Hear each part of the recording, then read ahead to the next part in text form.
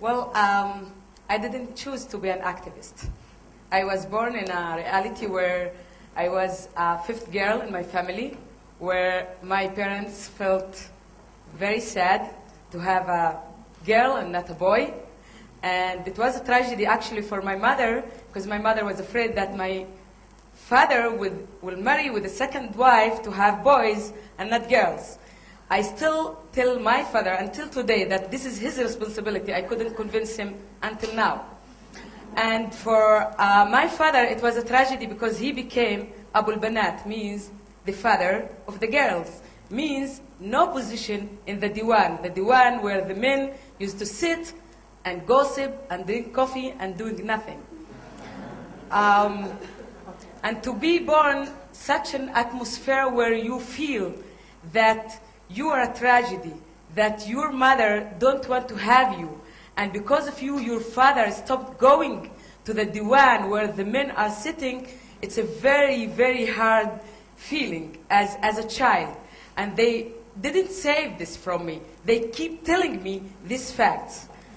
Now, I started my first career as a shepherd, where I used to wake up at 5:30 in the morning, taking my 50 sheep, 3 cows, and a donkey, going to the mountains of Lakia, next to Beersheba in the Negev desert, coming back in the evening. This is what I did when I was 5 years old.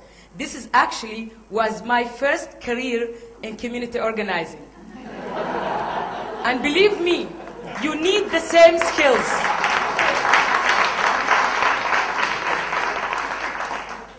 I became aware from the first moment in my life what is the meaning of being a girl in a patriarchal society. Actually, my name is not my name, because the compromise that my father did with my mother when he came to visit her at Soroka Hospital, he said to my mother, "Stop crying. I promise you not to marry with a second wife, but you promise me to give her the name Hope, hoping God will give us boys after her. 5 boys were born after me." So it's not easy to grow up in such a place that you have to meet the expectations. As a child, very heavy expectations in your shoulders, and you need to get energy and power from someone.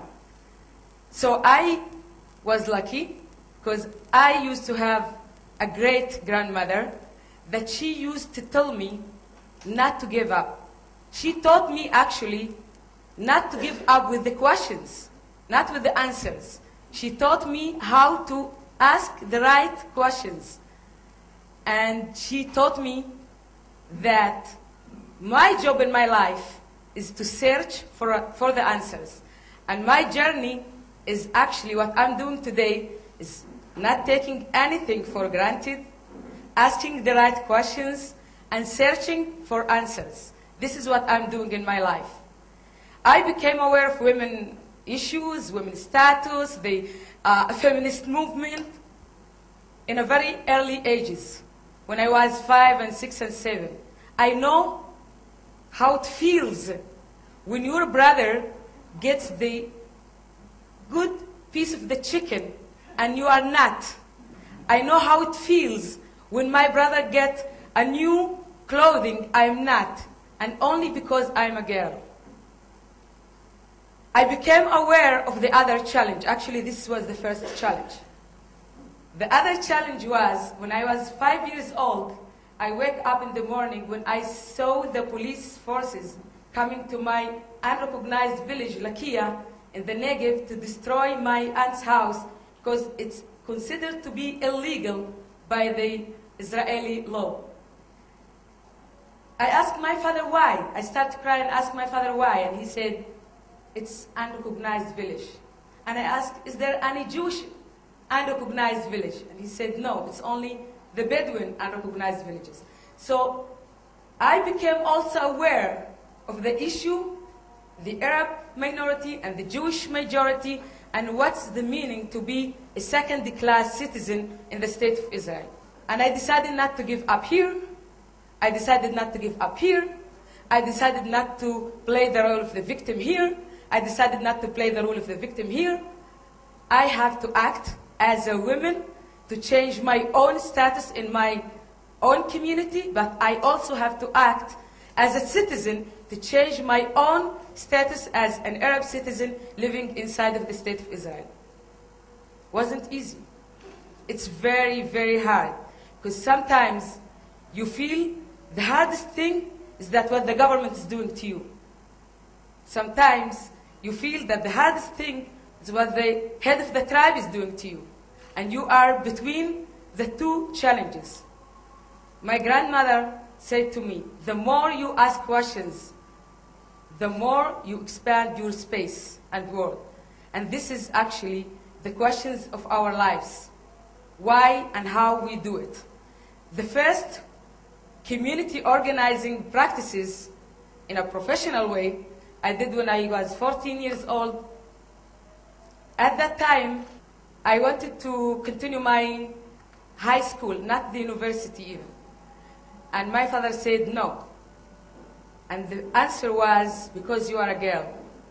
And this was the first time that I heard in a very clear way, because you are a girl. And I decided to fight. Not in a way that most of us understanding what is fight. It's in a way the way that you know you are angry, very angry, but the way how you turn your anger into a situation where it became something positive, that you built programs to bring you in a better situation. And this is what I did.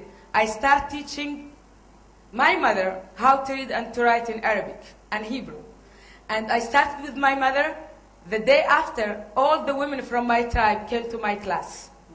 After 7 years doing this, I found myself a community organizing, and I set up the first Bedouin women organization in Israel.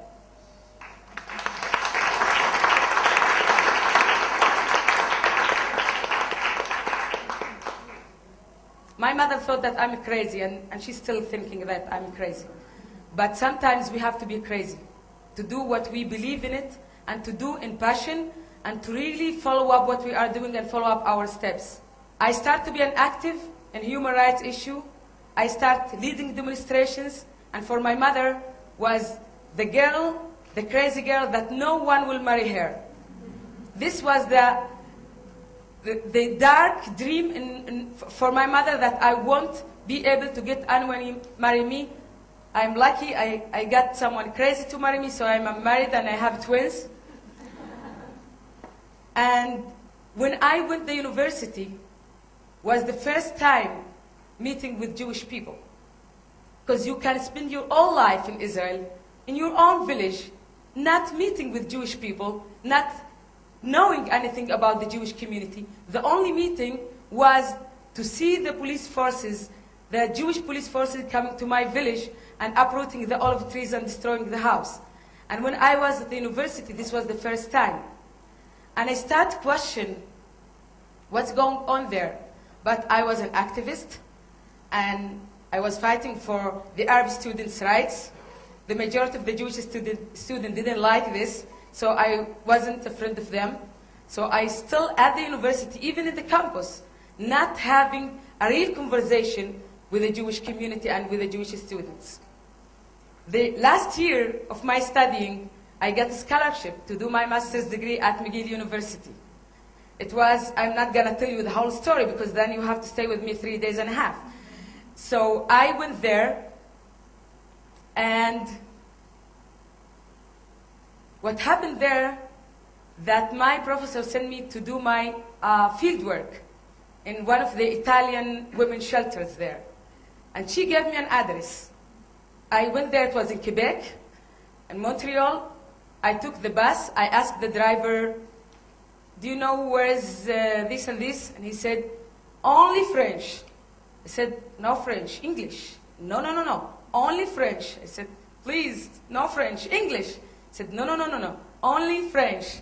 And all of a sudden, I heard a Jewish girl saying to her mother, Ima, Ima, tinagvili ta'af bibakasha.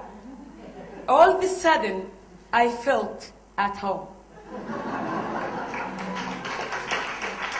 This Hebrew language that used to be a language that I felt scared when I heard back in Israel became my language when I was in that bus. And I ran to this woman. I said, "At medaberet Ivrit? Do you speak Hebrew?" "Yes, I'm from Israel." This and that. And then she helped me.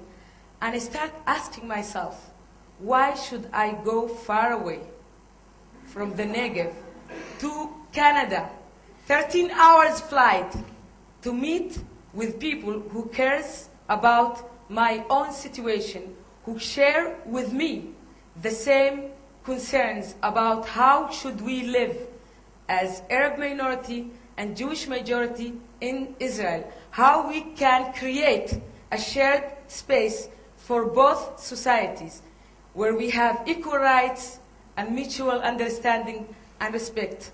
And the minute I came back from Canada was to establish my own organization called Alhjooj, the Arab Jewish Center for Equality, Empowerment and Cooperation, where we believe that the cooperation between Arab minority and Jewish majority in Israel, it's not a choice. It's a must. But we cannot cooperate unless we empower the Arab community to bring them into equal basis and to cooperate from there. So this is the mission of my organization.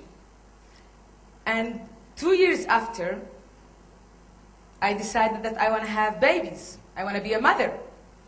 And I was worried about their own future in terms of school.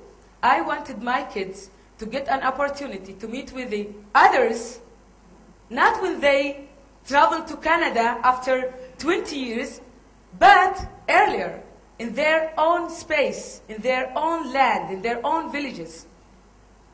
And I decided to set up Arab Jewish school, a bilingual school for Jewish kids and Arab kids with my Jewish colleague. We decided to open first a kindergarten. For us, it was easy to recruit the Arab community because this was the only choice for them, because the schools in the villages are very disadvantaged. For the Jewish community, there are many alternatives, so it was very easy to bring them into our idea. So we start going around in the public park of Beersheba to give brochures to the Jewish community and to invite them to join us in our program. And for me, as someone who, grew up in a village with all this stereotyping, I felt, even I'm like strong women, I felt very weak to approach the Jewish family and say, come and join us. And my daughter and my son were going around giving everyone a brochure written in Arabic and Hebrew. And all of a sudden, one of the Jewish women pushed my daughter Adan away. And I said to my husband, oh my God, I am a very bad mother. I put my daughter in such a situation where she have to, to face the racist attitudes of the Jewish community in these very early ages. And she at that time was 3 years and a half. And my husband said, wait, stop, listen to her. Maybe she's gonna tell you something else. She even didn't stop by us. She keep running, and she said, by the way, I think these women have no child at 5 years old. This is why she didn't want to get this brochure. As simple as that. This is our adult life where we learn how to be racist, we learn how to be prejudiced, and we learn how to be complicated. The kids are very clean in this matter. So I wanted that my daughter will grow up in such an atmosphere where she can be there by herself and to raise her own identity. And the issue of identity is very strong, because we are not talking about bringing Jewish kids and Arab kids and creating a third identity. This is not about creating a third identity. It's about where we have Jewish kids who are proud of who they are, and the Arab kids that they are proud of who they are. And once you are proud, and you know yourself, and you're proud of who you are willing to approach the others. If you are scaring and feel that there is no self-confidence, you will never approach the others. So first of all, you have to be proud of who you are, to be willing to share with the others. And the other thing is that if we are not part of the solution, we will continue to be part of the problem. And we have to decide to act and to bring the solutions. Otherwise, every one of us is part of the problem if we are not taking an action to bring the solution. And the other thing is that if we are taking our position and our role to be effective in that social change process, we will be the victim of this process. So we have to choose to be part of this social change process. And the other thing is to believe in ourselves. Every day people, and believe me, it's tough, it's very hard, but every day that I wake up, I ask myself, what motivates me? And what motivates me is that I believe in people. And I love people, I believe in people. So once we believe in ourselves and believe in people, we can do it together. Thank you very much.